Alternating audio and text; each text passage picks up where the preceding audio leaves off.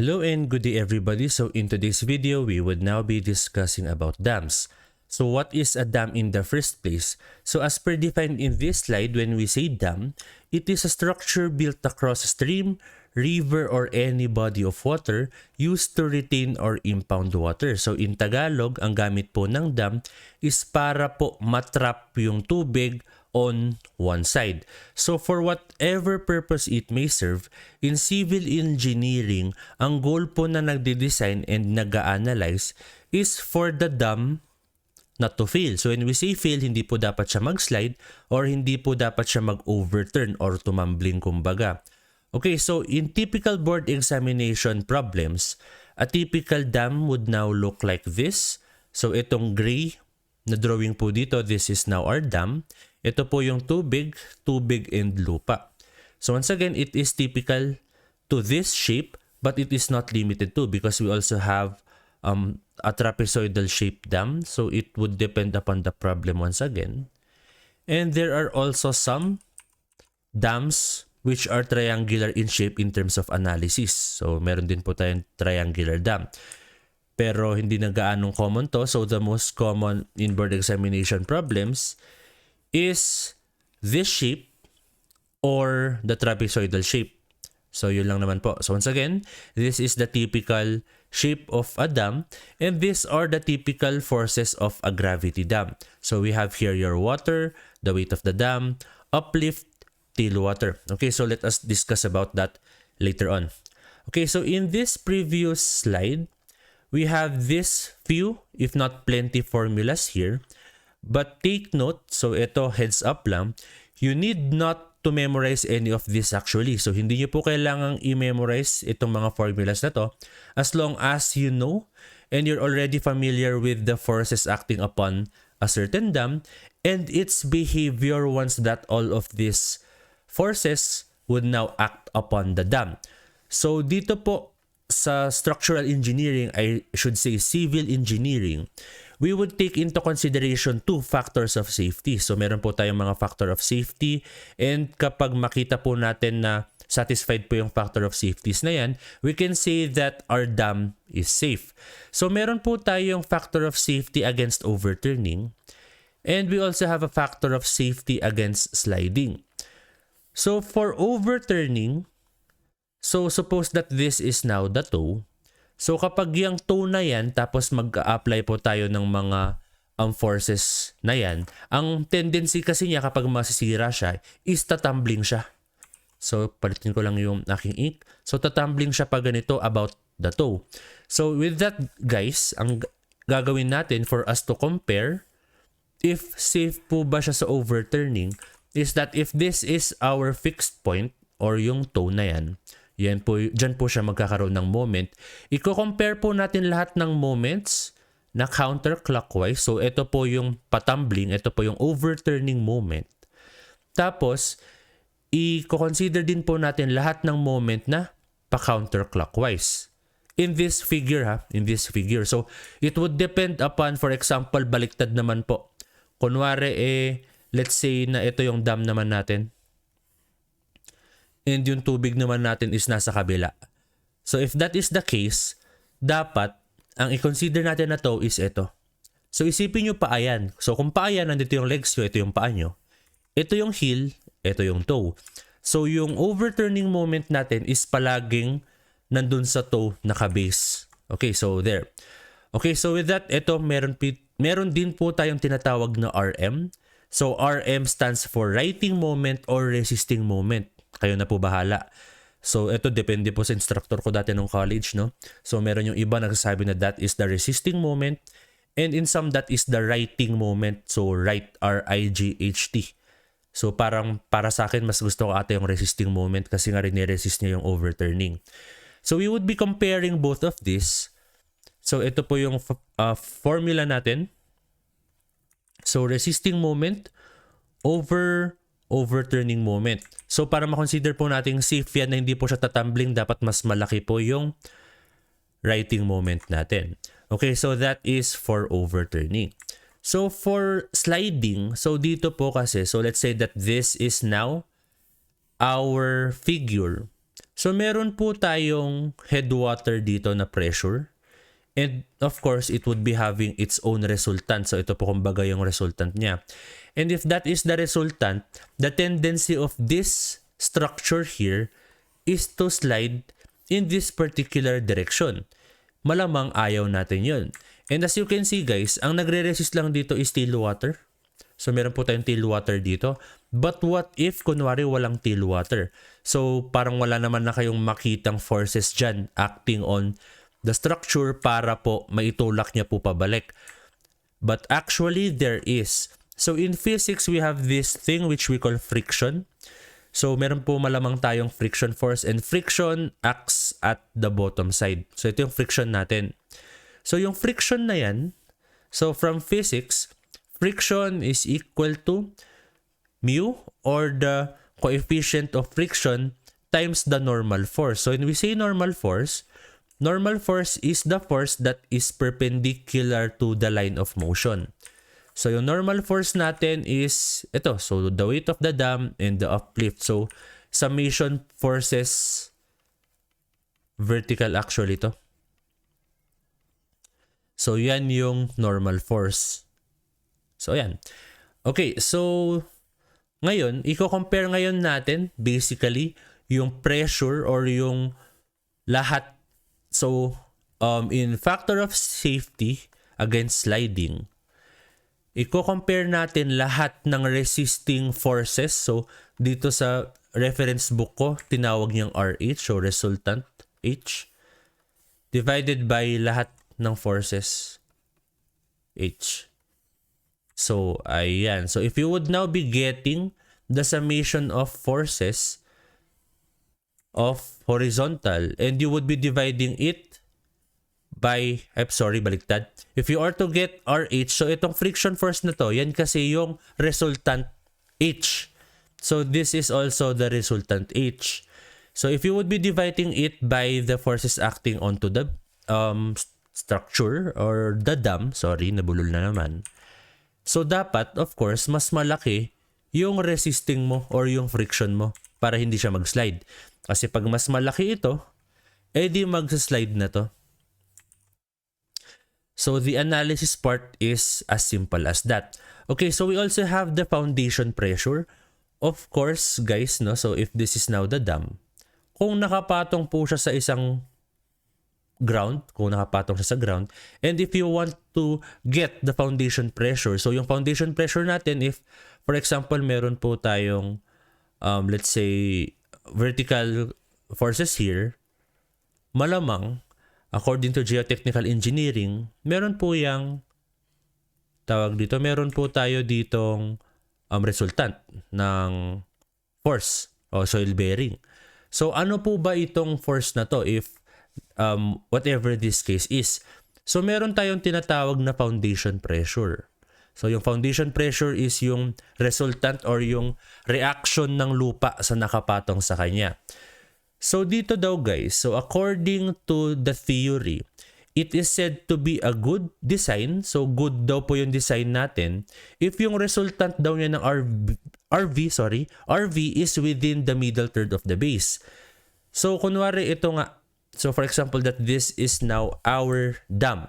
So if we are to get the resultant, so suppose that this is now the resultant of the weight, kunwari ganyan, we can say that it is a good design if and only if this resultant is located within the middle third. Ano po ba yung middle third? So if you would be getting the whole length of it, then i-divide nyo siya by 3. So ito po, na-divide na siya ng tatlong equal sides kunwari. So ito yung first, ito yung second, and ito yung third. If it falls along this location, then we can say that it is indeed a good design. So good design po pag nandyan. Pero pag kunwari yung resultant po natin is naglo-locate banda rito or banda rito, hindi po maganda. So dapat daw po yung resultant natin is located within the middle third. So ito po yung middle third natin. So what happens if let's say that the resultant would now fall in this one here? Kapag wala po siya sa middle third, according to this slide, ang sinasabi kasi dito, tension occurs in the foundation if RV is outside the middle third of the base. Okay, so ano pong ibig sabihin nun? So for example, that this is once again our figure. So kunwari, as you can see nga, na nasa labas siya ng middle third. Pag nasa labas po kasi siya talaga siya ng middle third, meron po tayong segment doon po sa mismong foundation natin na nagkakaroon po ng tension. So kapag ganyan po, yung soil bearing po natin is ito malaki. Tapos, merong part dito na tension na. So, itong part kasi na ito, compression yan. And itong part na to, tension. So, a dam, so a concrete with soil is not really a good tension resisting structure. So, hindi po magandang merong tension tayo dito kasi parang kumbaga mawawala lang yan. So let's say that our force here is now located here, which is also outside the middle third. Yung talagang magiging soil bearing naman po nito or yung foundation pressure niya, so medyo mataas po dito. And pag ganyan. So itong part na to, mawawala ulit to or tension na naman yan, so it is not really a good design. So kapag nasa middle third naman po siya, so if it is located along the middle third, so kapag nandito banda, so wala po tayong tension dyan. So baka ganyan po yung mag-itsura niya, basta wala pong tension. And if that is the case, that is said to be a good design. So for the foundation pressure, in here, so if RV is a good design or if our dam is a good design and RV is within the middle third, you can memorize this formula. So pwede nyo pong ma-memorize po yung formula. So ayan, but we have here eccentricity, no? So what is eccentricity? So eccentricity is the distance from your resultant on the centroid of this, and actually the centroid, on the center of this segment. So if this is now the base, so i-delete ko po muna to. So if this is now the base natin, ito yung base length natin, then for example that your, let's say your force is located here. Kunwari middle third pa rin naman, no? So let's say that this is now the location of your resultant. Yung center natin nito is approximately here. So this is now B over L, B over 2, and this is also B over 2. So ngayon, in order for us to get the eccentricity is actually the distance from the center of this base length up until the force. So ito po yung mismong eccentricity natin. So yan. So you can solve for the eccentricity using this. And for the location of bar X, so yung bar X po natin, no? So yung bar X natin is this particular location. So ito yung location natin ng bar X. So kayo mali. Ito yung location ng bar X, which is from the toe, sorry. Ay teka, sabi drawing ko ng toe. So ito tama. Ito yung toe. So if this is now the toe, ito yung mismong bar X natin. So that is bar X. So ang formula ng bar X is writing moment minus overturning moment divided by Ry. So if makalimutan mo to, itong formula na to, okay din lang. Basta maintindihan po ulit yung concept between moments. So a moment, so any moment is equal to force times lever arm. Okay. So as you can see here, yung force kasi natin, so let's say that this is now our lever arm. Yung force natin is the vertical, the vertical component of the resultant. So kapag ganon, we can now say that Ry times bar X is equal to moment.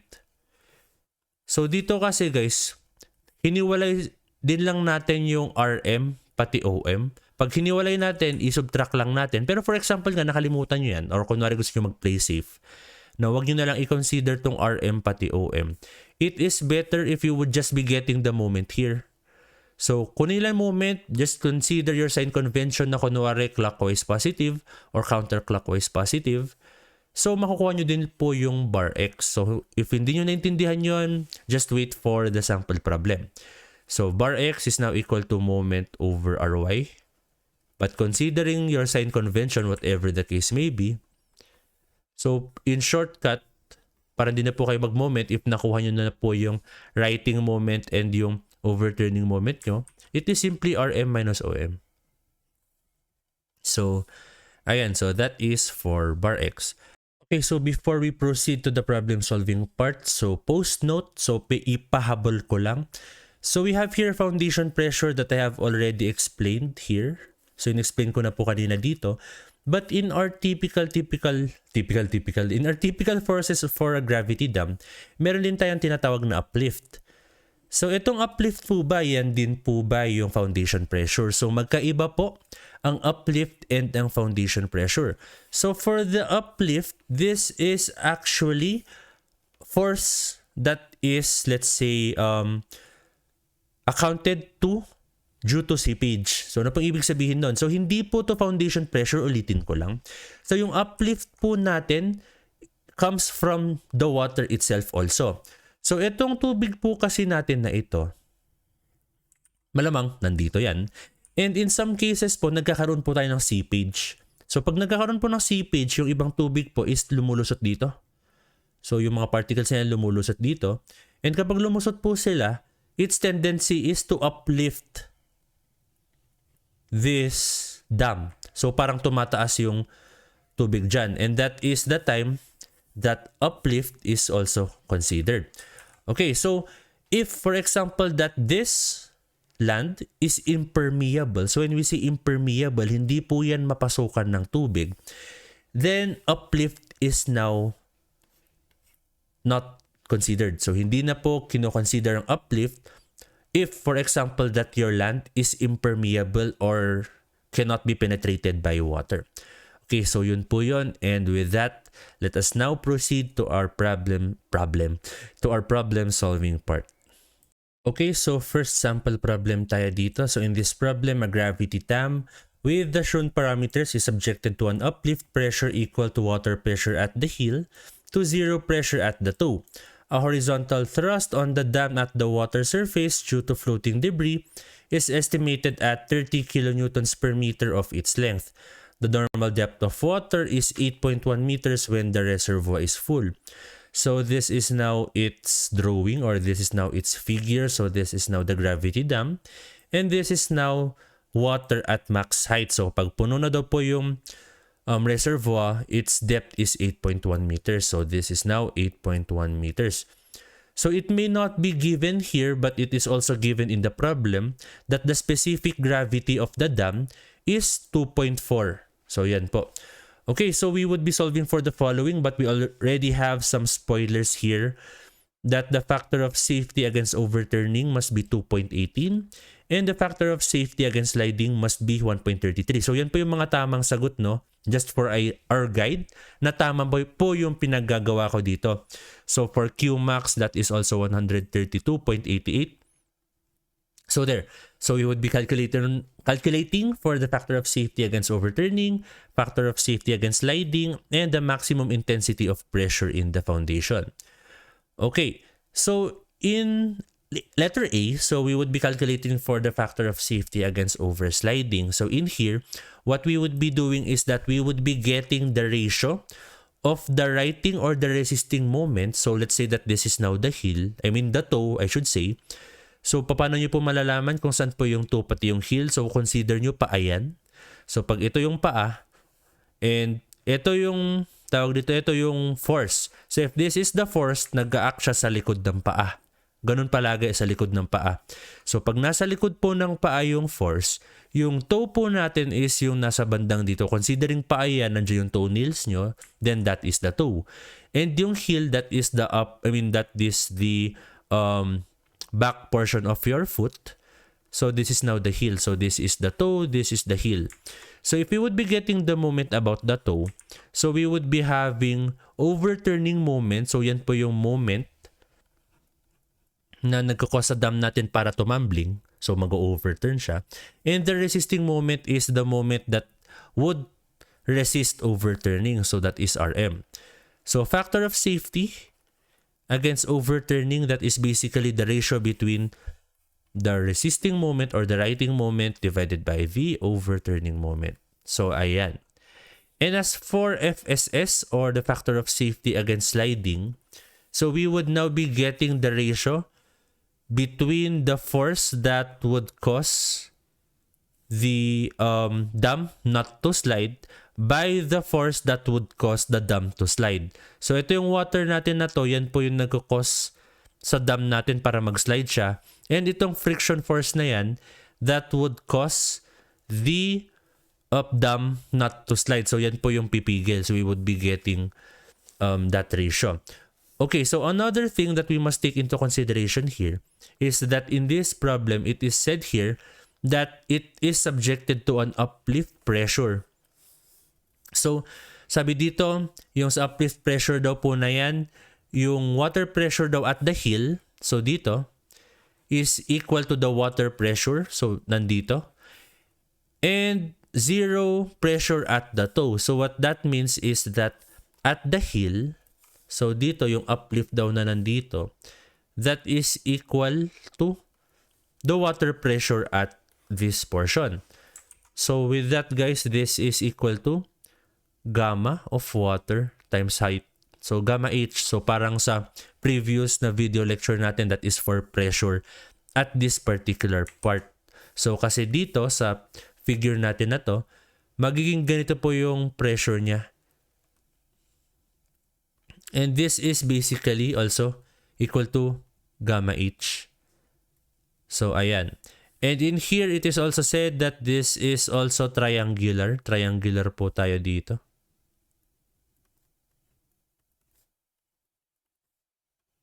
So, ayan. So, triangular po. Ayan. Okay. So, what else do we need to do here? Okay, so meron din daw tayong horizontal thrust on the dam at the water surface due to floating debris. It is estimated at 30 kilonewtons per meter of its length. So, meron din daw po tayo ditong force na nandito sa taas. So, yung force na nandyan sa taas came from the debris or yung mga kalat-kalat. So, that is 30 kilonewtons, sabi doon, per meter width or per meter length. Okay, so when we are to analyze a certain dam, so ilalagay ko po muna tong specific gravity natin dito sa taas. Saan ba? Dito na lang. Specific gravity is 2.4. So, whenever we are to analyze a certain dam, if the width is not given, we must always assume a width or a tributary width of 2.4 meters. So, what does that mean? I mean, 2.4, sorry. 1.4. Sorry, na-distract lang. Nakita ko to. So, with that, guys, we must once again consider a tributary width of 1 meter. So, dapat 1 meter lang. So, ayan. So, kunwari, yan na po yung mismong 3D natin. So, 3 dimensions na po yan. So, let's say na yan na po yung mismong figure natin. So, ganun na din po yung gawin natin sa water. So, itong water natin approximately is like this. So, 1 meter. Puro 1 meter width lang po yan. So, 1 meter width. Okay, so, the next thing that we should do here is for us to solve for all of the forces that are acting upon our structure. So, before we can solve for any of this, kailangan po muna nating malaman yung mga forces na nag-act dun sa dam natin. Okay, so the first thing that we must solve for is the weight. So, the weight of the dam. Okay, so yung simple lang po yung pag-solve ng weight ng dam, and that is basically equal to the unit weight of the dam times the volume. Yun lang po yun. So, pwede nyo pong kunin yung volume ng lahat. However, I would advise, for you to divide this into segments. Kasi pag kinuha mo po yung volume ng lahat, tapos sinolve mo kung nasaan man, kung ano man yung weight, ilolocate mo pa po kung nasaan yung centroid netong buong structure na to via Varignon's theorem. So, ganun. So, with that, guys, I would prefer to divide this into segments na mas madaling kunin yung centroid para pag magmo-moment na tayo sa heel, alam natin yung mga lever arm. Kasi pag kinuha ulit natin yung total as 1, hindi natin alam kung ano yung lever arm pag magmo-moment na tayo about the toe. Heel ba sabi ko nina? Toe dapat, so toe. Okay, so with that guys, I would prefer us dividing it like this. So, ito preference ko lang. If you would be suggesting otherwise, dapat pares pa rin po tayo ng sagot, no? Okay, so this is now my first division. So, i-divide ko in this manner. And it's in such a way, I already have a rectangular shape section here. And I already have a trapezoidal section here. Pero hindi ko naman talaga memoryado yung centroid ng trapezoid. And with that, I would suggest for us to divide it like this right now. So ito, meron na po tayong rectangle dito, meron na po tayong triangle dito, and meron na ulit tayong rectangle dito. And in order for us to solve for those, so I would name them first. So let's say that this is now my weight number 1. Kunwari ito na po yung aking weight number 1. So it would now be located here. Ito yung weight number 2 kunwari. So these weights or these forces would act upon the centroids of the section. So dito, nasa center lang siya kasi rectangular. And dito, nasa bandang dyan, as you can see, kasi triangular siya. And that location, no? So that location, if you would be measuring it from this segment, this is 1/3 this length. And if you would be measuring it from this segment, that is 2/3. So, simple centroid ng triangle. Okay, and for this one here, dapat nasa sentro din siya. So this is, once again, W1. So ito pangalanan kong 1. Ito pangalanan kong 2. Ito papangalanan kong 3. So W1, W2, and W3. Okay, so in order for me to solve for them, so gamma times volume lang yan. And ayan, for W1, ano po yung weight ng una? What is gamma? Or what is the unit weight? So wala naman pong given dito na unit weight, pero meron po tayong given na specific gravity. Okay, so with that, so ang specific gravity natin is 2.4. So 2.4 times, so since specific gravity is 2.4, in order for us to get the unit weight of the dam, just multiply the specific gravity by the unit weight of water, which is 9.81 by default. So, ayan po. Dyan po natin i-multiply. So, this is just the unit weight of concrete. Now, let us multiply it by the volume. So, the volume here is, so, ano po ba yung volume netong rectangular section na yan? So, that is 1.8 by 9 meters. So 1.8 by 9 meters. So this is just the area. And nasabi ko nga po kanina, we are to consider 1 meter width here. So this is now by 1 meter. So 1.8 meters, 9 meters, and 1 meter. So if you would be multiplying all of those, magiging cubic meters yan. So with that, magka-cancel out to, and its unit would now be equal to just kilonewtons. Okay, so for W2, so same old, so same thing. So 2.4 times 9.81 kilonewtons per cubic meter times what is this volume of the triangular wedge here. So ito. So what is the area of this triangle here? So this segment here at this part, that is basically 9 meters, so yung buo, minus whatever this dimension is. So that is 1.8. So that is 9 meters minus 1.8 meters. So yan po dito. But what about for this? So if this is 9 meters and this is also 1.8, so same lang sila. So 9 minus 1.8. And once again, multiply this by 1. Okay, so yan.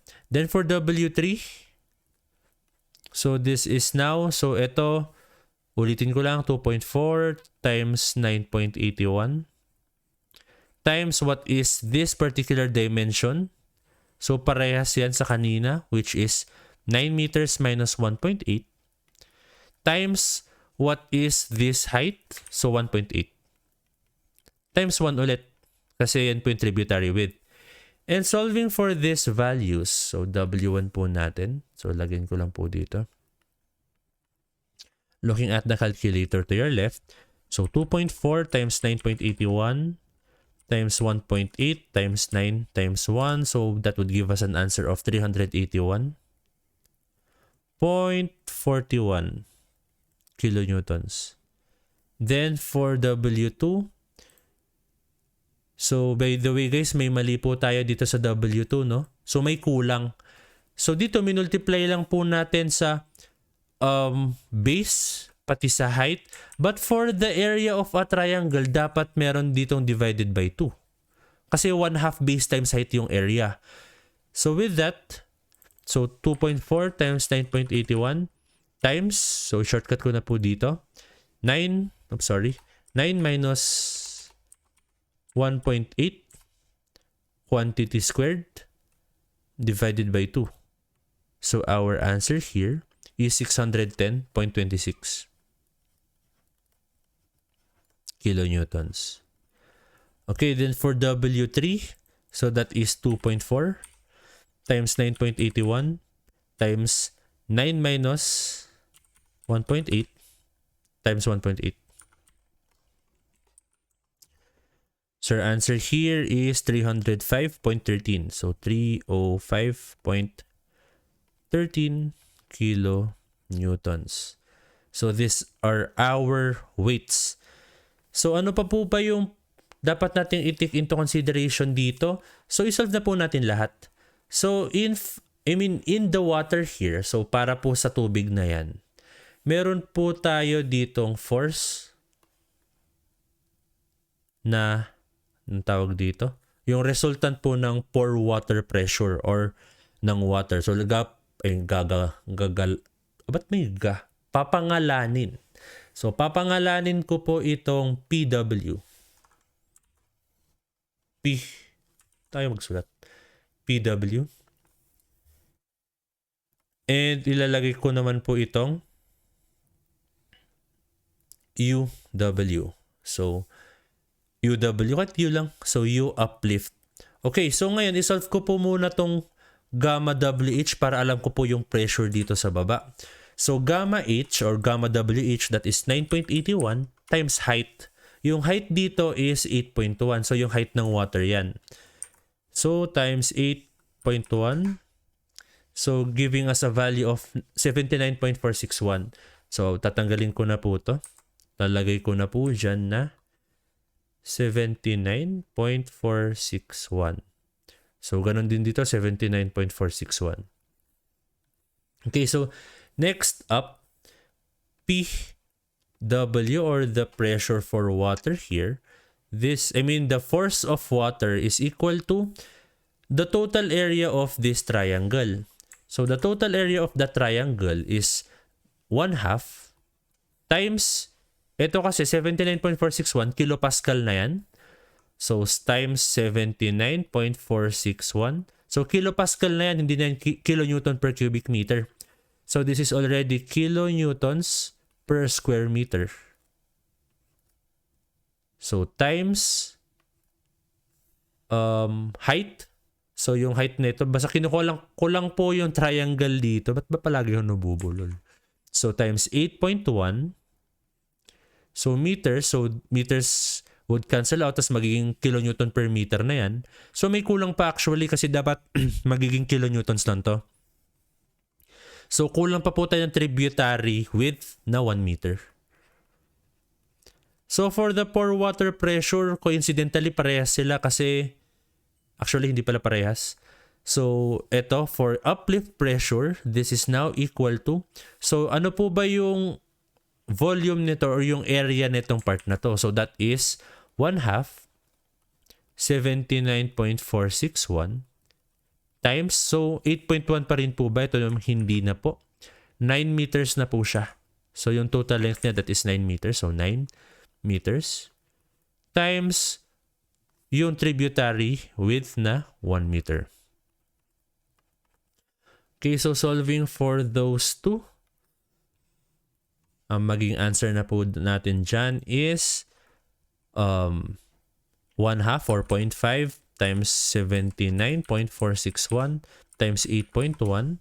Our answer here is now equal to 321.82. So 321.82 kilonewtons. And for uplift pressure, so 79.461 times 9 divided by 2. So that is 357.57 kilo newtons. Okay, so isolve ko lang yung anong tawag dito, yung resultant natin ng x. So for the resultant of x, lalagay ko na lang dito as black or as green. Or resultant of y pala muna. So for the resultant of y, kunin lang natin yung yung lahat po ng vertical reactions, vertical na nandito. So for the vertical, so meron tayong W1 pababa, W2, W3, tapos meron tayong pataas na uplift. So meron po tayong W1 na 381. Urong ko dito para makita nyo. 0.41. Sulat ko na nga lang muna. So this must be W1 plus W2 plus W3 minus U. Kasi yung U natin vertical pa rin, no? So with that, this is now equal to, so what is W1? So 381.41 plus 610.26 plus 305.13 minus 357.57. So our answer here for Ry is equal to, so ano ba yan? So 381.41 plus 610.26 plus 305.13 minus 357.57. So our answer here is equal to 939.23. So 939.23 kilonewtons. Yan po yung Ry. And for Rx, so hindi pa po muna natin i-consider dito yung yung tawag dito, yung friction force. So yung Rx, lahat po na horizontal force ngayon. So meron pa po pala tayo dito yung red mark, which is yung horizontal thrust. So isingit ko lang po dito, no? So for the horizontal thrust, ano po bang magandang letrang ilagay dyan? So lagay ko na lang na, ano ba yung pangalan niya dito? So debris. So PD na lang. So PD is for debris. So PD, debris. So that is 30 kilonewtons per meter. Sabi dito per length. So yung length natin dito is yung tributary width. Thus times 1 meter. So this is now equal to 30 kilonewtons. So dito, sa dam natin, dalawang force po yung nagkakos sa atin na mag-overturn to and mag-slide, which is PD and PW. So Rx is now equal to, so irerekta ko na dito, this is PW plus PD. So our answer here is now equal to, so looking at the calculator to your left, so yung PW natin, that is 321.82 as you can see at the upper part. So nandoon banda. So plus 30. So our answer here is 351.82.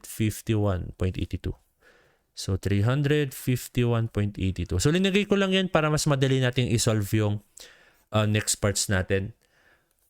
Okay, so in here, so we are now to solve for the factor of safety against overturning. So for the factor of safety against overturning, so siguro dito ko na lang banda ilagay para mas makita natin yung figure. So gawa lang ako ng division line sandali. So ito, division line. So for the overturning moment, so yung overturning moment natin is our moment that would cause the dam to overturn. So if you would be getting the moment at this particular part, dapat tatumbling po yung dam natin na yan. So alin po yung mga magpapa-overturn? So tatatlo po. So ito pong U, ito pong PW, pati ito pong 30. So yan po yung magkakos para tumambling pa ganyan yung dam natin. So ulitin ko lang, that is for PD, for PW, and for U. Sige, ilalagay ko na po muna dito. So for PW, itong PW, that is 321.82. So lalagay ko po muna para mas maintindihan nyo. So PW times lever arm. Ang lever arm po natin, so kung ito po yung pinagme-measurean natin or ito po yung toe, its lever arm would be yung, this, from this point or from this, ang pangit kasi ng drawing ko, from this point up until PW. So ito po. So ano po ba yung PW na yan? 1.8 po ba yan? So actually hindi ako sure. Ang alam ko lang is ang lever arm niya. So the centroid of the PW or the location of PW is 1/3 8.1. So 1/3 po ng total length ng triangle na yan. So 1/3 times 8.1. Pero ano ba yun? So 8.1 divided by 3. So 2.7 pala. So that is 2.7. So plus, so ito naman yung isusunod ko sa taas, itong 30 kN per meter, which is PD. So plus PD times, so what is the lever arm? That is 8.1 meters. So 8.1 meters po yung distance from the toe up until this. So yung perpendicular distance po dapat, perpendicular distance. So that is this particular part. So ulitin ko lang, that is 8.1. And for U, so yung uplift pressure naman po natin, U, times, so if this is now the toe, what is this location? So ano po ba yung lever arm niya? And since triangle po yan, that is 2/3 times 9. Bakit kanina 1/3 lang? So ito 1/3 ng 8.1. Bakit ngayon 2/3 na ng 9? So that is for the sole reason na itong part natin ng 1/3 8.1, it is measured from the other side of the triangle. So ito, kumbaga ito yung nasa maximum pressure. Ito kasi 1/3. Ito 2/3. Ito naman 2/3 yan. Ito 1/3. So going to this particular slide, if we would be having a triangle, kung ito man po yung triangle natin, the location of the centroid, kung yan man po yung centroid, then ito po yung dimensions natin. Let's say that this is now the dimensions. This is 1/3 the length, so 1/3 L, and this is now 2/3 L.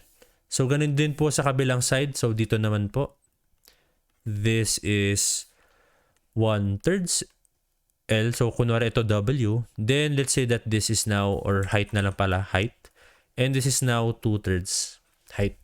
So ganyan po yung location po ng centroid ng triangle. And thus 2/3 9 and 1/3 9. So in here, next po tayo for overturning moment. So substituting known values. So ang PW natin, that is 321.82. Actually, pwede ko naman nang irekta na lang sa calculator para hindi na tayo magsayang ng oras. So PW, that is 321.82 times the lever arm of 1/3 8.1.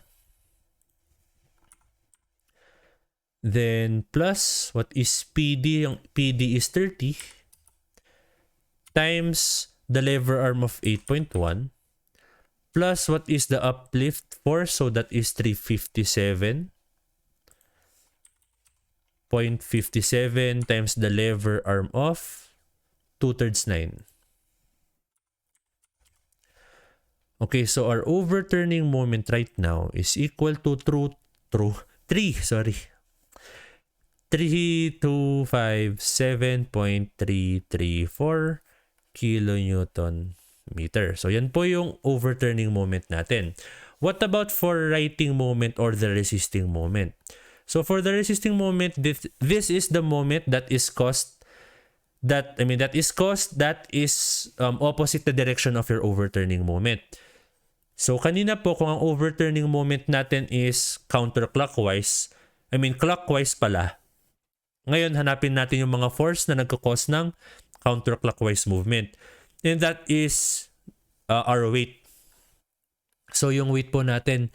So yung una for W1, so lagay ko na po dito, W1, ano po yung lever arm ng W1? So if this is W1, yung lever arm niya is measured from this location going to the centroid of W1. So kung 9 meters po itong buo, then 1.8 naman po ito. Then kalahati ng 1.8 is 0.9. So I can already say that the lever arm is 9 meters minus 0.9. Kasi 9 meters nga po yung buo from this point to this point. Then na-atras tayo ng kalahati ng dimension ng 1.8 kasi nga rectangular to. So, ulitin ko lang, this is now equal to 9 meters minus 0.9. What about for W2? So, for W2, that is plus W2 times lever arm. So, the lever arm here is measured from the toe once again to W2. So, yung W2 is nandito, and if this is now the triangle, like what I have said earlier, that this dimension here is equal to 2/3 whatever this dimension is. So yung dimension po na ito, ang pangit na drawing ko, so that is 9 meters minus 1.8. Okay, so ulitin ko lang, this is now 9 meters minus 1.8, pero hindi po yan agad yung lever arm kasi yung 9 meters by 1.8, ito lang po yun. Teka. Itong dimension lang po yun. Ito lang. Yan lang yun. Pero dapat hanggang dito lang yung lever arm natin. And this dimension is 2/3. Parang sinabi ko kanina. 2/3 niyan. 2/3 ng buo. So, just multiply this by 2/3. Then plus, meron pa tayong W3. So, for W3, ano yung W3? So, for W3, it would be this one here. So, W3 times what is the dimension? So, what is the dimension to the lever arm? So, this is now the lever arm here. So, this lever arm is half this dimension. So, itong dimension naman na to, that is 9 minus 1.8. So, just 1/2 of it. So, 9 minus 1.8 times 1/2. Okay, so with that, righting moment is now equal to, so looking at the calculator, so what is W1? W1 natin, that is 381.41 times our lever arm of 9 minus 0.9 plus, so what is W2? W2 is 610.26 times itong lever arm niya, and the lever arm here is equal to 9 minus 1.8 times 2/3 plus W3. So ano po yung W3 natin? That is 305. Ay magsulat. 305.13 times the lever arm of 9 minus 1.8 times 1/2. So the resisting moment or the righting moment is equal to 7117.137 kilonewton meter. So ito po ang RM natin, and ito naman po ang overturning moment natin. Okay, so with that, we can already solve for the first one. So nakailang minutes na tayo. Una pa lang po yung masasolve natin. Pero mabilis na lang po yung A, B, and C. Actually, medyo matagal ulit yung C, pero mabilis na lang yung A. Okay, so for A, So what is the factor of safety against overturning? So this is equal to RM over OM.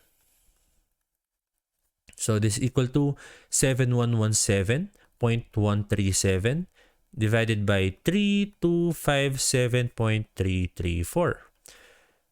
So looking at the calculator, so I would just be dividing this by 3257.334. So that is 2.18. So this is now 2.18. So parehas po ba yung sagot natin sa answer key? So ayun, 2.18 po yung sagot. Okay, so for the next one, we would be calculating the factor of safety against sliding if the friction coefficient of the base is 0.5. So ito naman po yung factor of safety niya na hindi po siya mag-slide. So in here, so for the factor of safety against sliding, this is basically equal to, so ito po yung resistance po niya to sliding divided by yung mismong force na nagko-cause to slide. So with that, this is basically Rx. So Rx po yung denominator. And dito naman po sa taas, ito po yung nagre-resist. So ano po ba yung nagre-resist dito? So yung nagre-resist dito ng sliding, that is basically equal to the friction force. Yun lang naman. So yung friction force natin, so F na lang lalagay ko muna dito. But take note that F is equal to the coefficient of friction times normal force. So our normal force is the resultant or the resulting vertical force. So ayun, so with that, F is now equal to mu times Ry. So nasolve na po kasi natin to. And as for Rx, nasolve na po kasi natin kanina na yung ito po, yung PW pati yung PD, which is PW here and PD na 30, yan po yung nagkakos sa mismong dam natin para mag-slide. Okay, so with that, substituting this equation, so we can now safely say that the factor of safety against sliding is equal to mu times Ry divided by Rx. So ayan, so ulitin ko lang, this is the friction force and this is now, or this is the resisting force and this is now the force that that causes our dam to slide. Okay, so ito kasi direct sub na lang tayo for the value for mu. So given yan sa problem na 0.5. And as for Ry, so yung Ry natin, na-solve ko na po yan kanina. That is 939.23.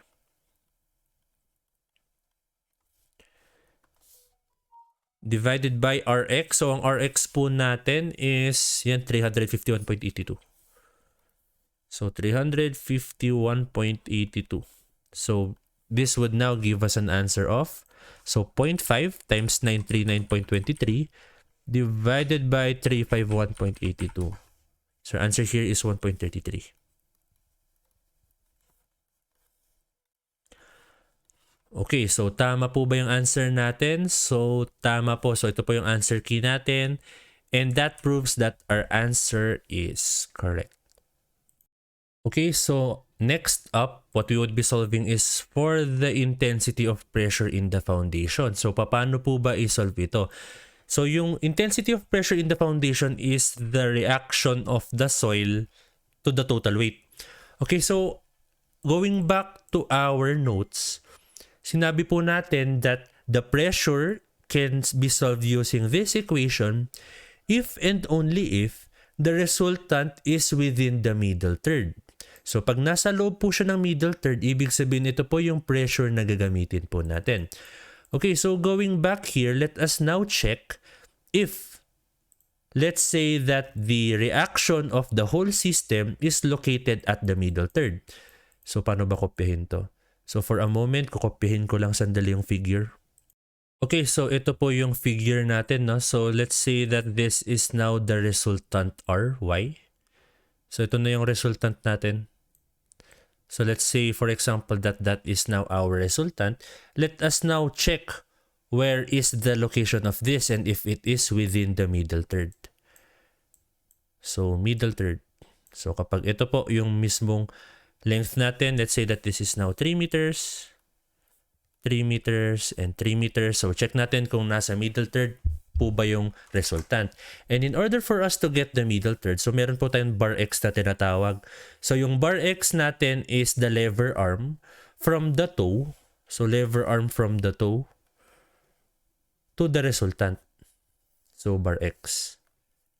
So ulitin ko lang yung bar X natin. Let's say that this is now our Ry. So Ry times bar X. So this is now equal to the moment. So for this particular moment, napaghalo na po dito yung writing pati overturning. Or kung ayaw nyo man, kung ayaw nyo pakialaman yung writing pati overturning, pwede kayong mag-moment, i-moment nyo lahat ng ito.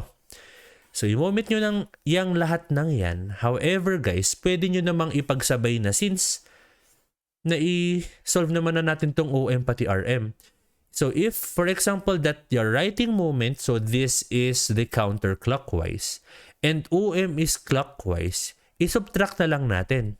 So, ibig sabihin, if your sign convention is counterclockwise positive, ibig sabihin, ito positive, ito negative. So, ulitin ko lang, in board exams, wala na po kayong oras gaano para mag-isip, para mag-resolve ng lahat.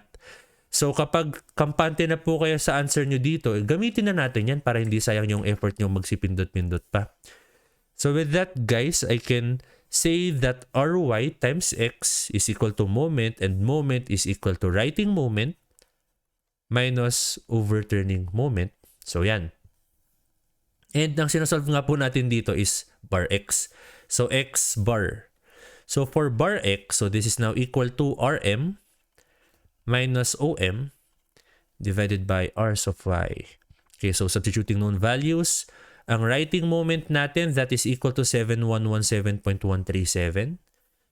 So, 7117.137.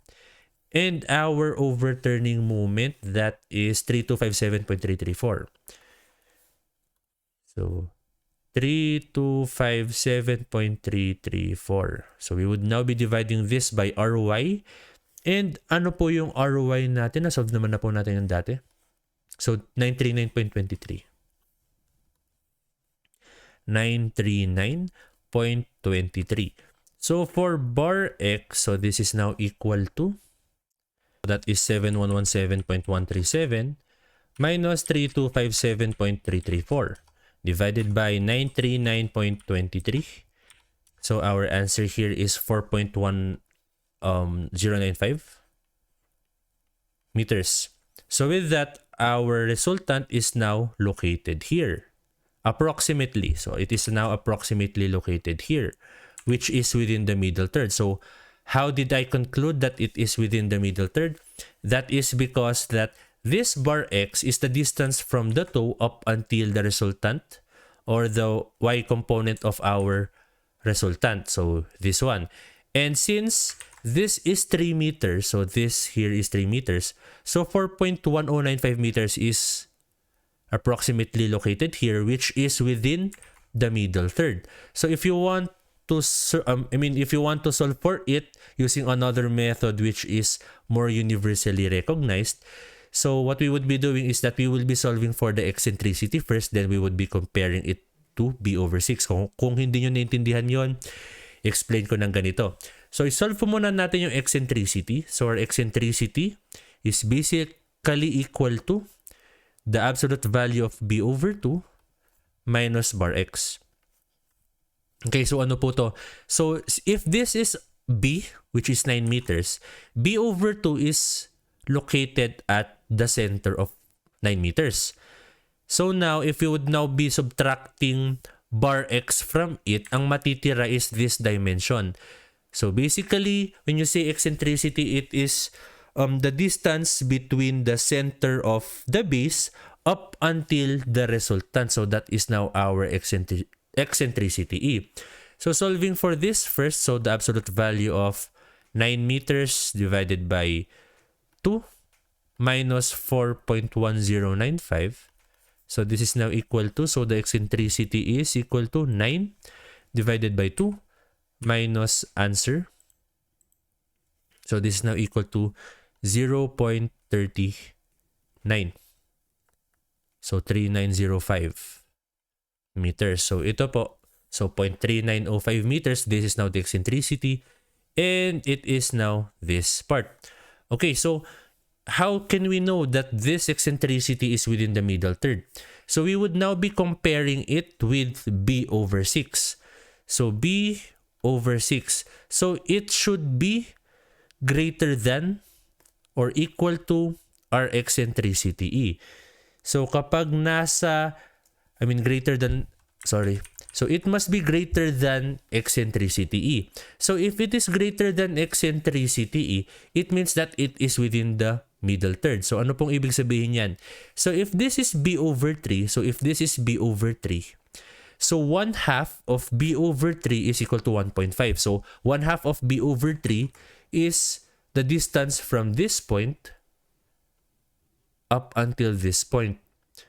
So 1 half of b over 3 by fraction, so 1 over 3 times 1 half. So that is basically equal to 1 over 6. So b over 6 is 1 half of b over 3. So ayun, itong distance na to yan. So ngayon, kapag mas maliit po yung eccentricity natin kaysa sa distance na to, ibig sabihin that it is within the middle third. So for example, mas malaki yung eccentricity natin. So let's say that our eccentricity, so kunwari sa kabila ko susukatan, kunwari yung eccentricity natin ganyan. Pag mas malaki siya dito, ibig sabihin it is not within the middle third already. So kapag ganon, if this is the case, so it is now within the middle third. So let us check.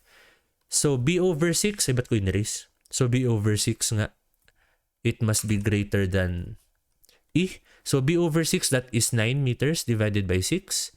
Check natin if it is greater than E, and our E is 0.3905. So looking at the calculator, so 9 over 6, so that is now equal to 1.5. So 1.5 is indeed greater than 0.3905. So thus, ayan. And if it is within the middle third, we can now make use of this formula for pressure. So pressure, so P, itong P na to, that is pressure. Pressure is equal to the vertical resultant divided by B times 1 plus minus 6E over B. So ayun, so lagay na lang po natin dito.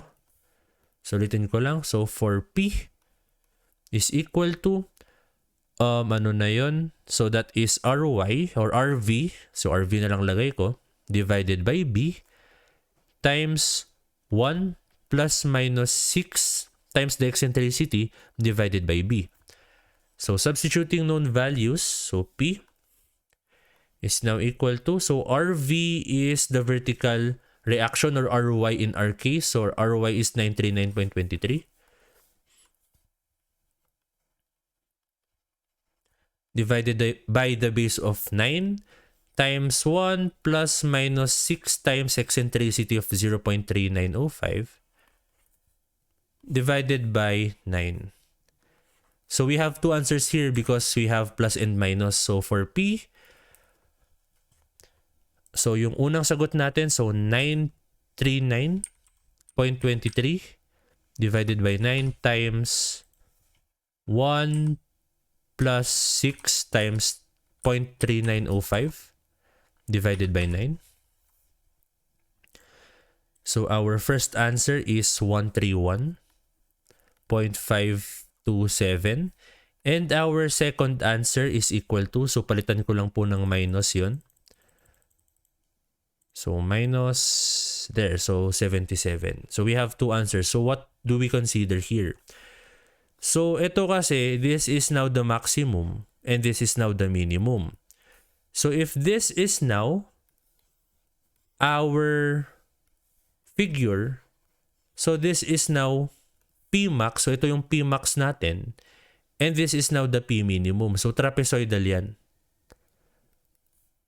So this is now 77 kilopascal. So 77.2 kilopascals.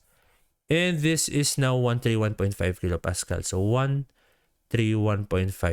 kilopascal. So I think hindi natin ganong nasakto yung sagot natin due to rounding off of numbers. So ito, yung answer dito, so ang tinatanong lang naman maximum intensity of pressure. That is 132.88. Ang sagot natin is 131 ba yun? So 131.5 kilopascal. So it is approximately this, however, doon tayo nagkaiba sa rounding off of numbers. Okay, so there.